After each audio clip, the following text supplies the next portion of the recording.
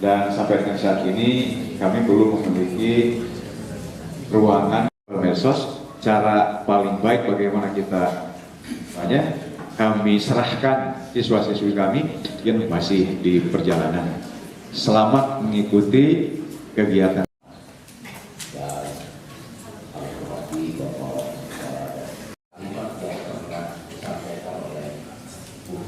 SMA-nya tergantung kepada peserta didik di SD-nya. Kita sekarang berada, jadi lalu musuhan gampang tuh, kayak kemarin Hamas nyerang Israel. Kita tiap hari itu terlibat dalam proses komunikasi, proses sosial, proses interaksi, dan lain sebagainya. Bapak pernah bertanya begini di kelas 3, mungkin ada yang masih ingat, apa yang Anda lakukan sebelum tidur? Lihat HP. Apa yang Anda lakukan sesudah bangun? Lihat HP. Jadi alat komunikasi sekarang itu sudah tidak bisa dilepaskan dari aktivitas sehari-hari. Salah satu aktivitas yang paling menonjol selain kegiatan belajar melalui HP itu, melalui gadget itu, Anda berinteraksi melalui medsos. Apakah itu FB, apakah itu IG, apakah itu Twitter, apakah itu WA, dan lain sebagainya. Melalui perangkat gadget itulah Anda bisa melakukan aktivitas. Tentu ada hal yang positif yang bisa kita ambil dari kegiatan kita bermedsos itu. Namun di zaman yang serba terbuka, di zaman yang serba global seperti sekarang ini, kalau kita tidak hati-hati, kalau kita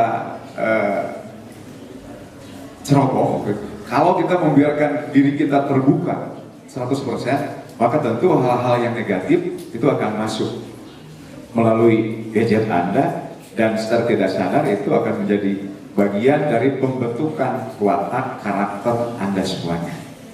Karena itu diperlukan sikap bijak dari kita semua, bagaimana kita bermedsos. Di satu pihak kita tidak ingin ketinggalan, ya, kita tidak ingin ketinggalan karena kita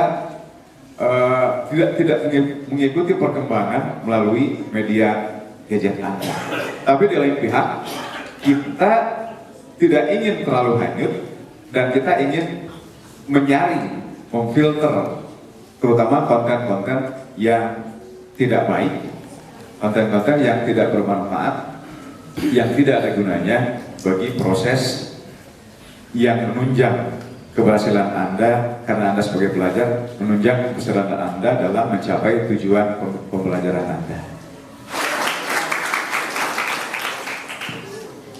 Assalamualaikum warahmatullahi wabarakatuh.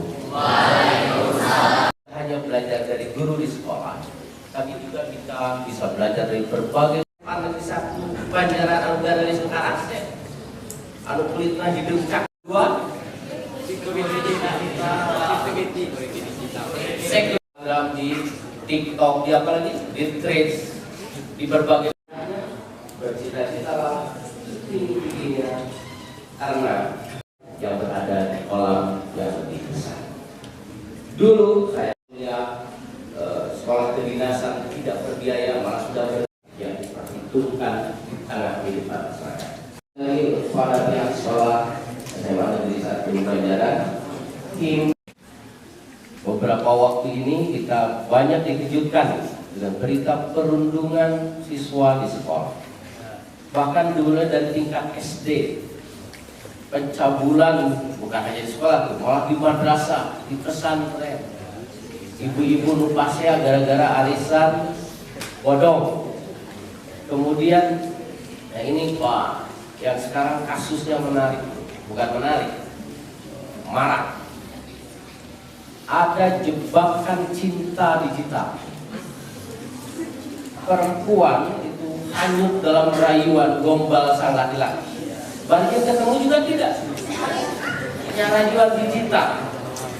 Sampai pada akhirnya sang perempuan rela memberikan data-data pribadinya yang sifatnya privat, sampai ke foto-foto vulgarnya diberikan kepada sang laki-laki. Jadi panggil si ulatnya siapa? Yang akhirnya ini jadi alat pemerasan. Bermula pinjam uang, kemudian minta uang, terus saja. Dengan ancaman, kalau tidak dikasih, foto-fotonya akan saya sebarkan di dunia maya. Ini banyak kasusnya yang sedang ditangani oleh polisi. Nah, oleh karena itu kami hadir pada saat ini ingin mengajak kita semua sadar berdigital. Ada 4 pilar literasi digital yang harus kita pahami. Yang pertama adalah digital ethics. Kita harus sadar bahwa ketika kita berada di dunia digital pun, kita tetap harus menjaga nilai-nilai, norma-norma etika susila, etika sosial, etika agama, etika budaya dan sebagainya. Karena di situ justru ruang kita sangat besar. Jangan merasa di toilet bikin status, kemudian orang tidak tahu. Ketika kita posting, ya jutaan orang tahu. Meskipun kita buat sendiri, tersembunyi di toilet, terus di toilet dia disimut, pakai helm misalnya di toilet. Tetap ketika kita posting, maka dunia akan mengetahui status yang kita buat di media sosial. Oleh karena itu adik-adik, biar Pak Kadisnya jadi lebih mudah, adik-adik harus sadar bahwa dunia maya, dunia digital pun kita harus tetap menjaga nilai-nilai etika yang terlalu. Pada Pak Kadis, Pak Adep, dan Pak Yaya juga bilang salah satu pertanyaan, kami persilakan.